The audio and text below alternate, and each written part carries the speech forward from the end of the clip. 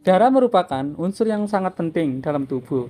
Diperkirakan volume darah mencapai 7% dari berat badan. Rata-rata tubuh orang dewasa dengan berat badan 60-80 kg memiliki sekitar 4,7 sampai 5,5 liter darah. Darah terbagi menjadi 4. Yang pertama yaitu plasma darah. Plasma darah membentuk 55% dari darah yang ada pada tubuh manusia. Fungsi plasma darah sebagai pengatur tekanan osmosis darah sehingga jumlahnya dapat diatur dalam tubuh. Yang kedua sebagai pembawa sari-sari makanan, sisa metabolisme, dan hasil ekskresi dan gas. Yang kedua, eritrosit atau sel darah merah. Eritrosit atau sel darah merah berbentuk dari sel bikonkav yang tidak berinti, tidak dapat bergerak bebas, dan tidak dapat menembus dinding kapiler.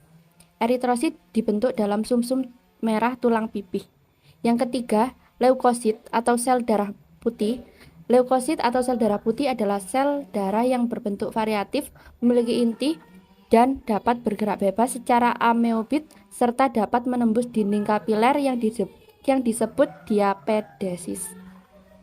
Yang keempat, trombosit atau keping darah. Trombosit adalah sel darah yang tidak berinti, mudah pecah, dan tidak berwarna. Bentuknya yang tidak teratur, berjumlah antara 200.000 hingga 300.000 per milimeter kubik. Fungsi trombosit yaitu membantu proses pembekuan darah dengan berkumpul di lokasi cedera. Setelah berkumpul, trombosit akan menempel pada lapisan pembuluh darah yang terluka dan membentuk platform di mana pembekuan darah dapat terjadi. Proses ini akan membentuk bekuan fibrin di mana dapat menutup luka dan mencegah darah bocor keluar. Vaskular atau lebih dikenal sebagai pembuluh darah, vaskular merupakan serangkaian tabung atau saluran tertutup dan bercabang yang berfungsi membawa darah dari jantung ke jaringan, kemudian kembali ke jantung. Pembuluh darah utama ada 3 macam, yaitu arteri, kapiler, dan vena. Yang pertama yaitu arteri. Arteri memiliki fungsi untuk membawa darah yang kaya oksigen dari jantung. Pembuluh darah ini memiliki dinding tebal dan lapisan otot yang membuat darah bergerak, dan ukurannya sebesar nikel sekitar 2 cm dan merupakan jenis pembuluh darah yang ada di tubuh kita. Selain itu, terdapat arteri yang membawa darah kotor yang berisikan karbon dioksida menuju jantung yang dinamakan arteri pulmoner.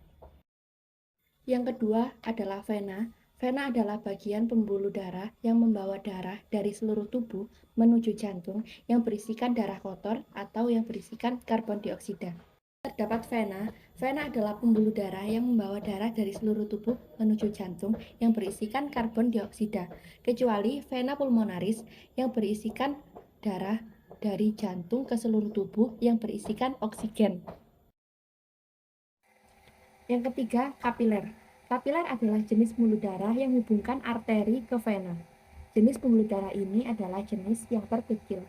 Mereka bisa sekecil 5 mikrometer yang kurang dari sepertiga lebar rambut. Dinding kapiler hanya setebal 1 sel.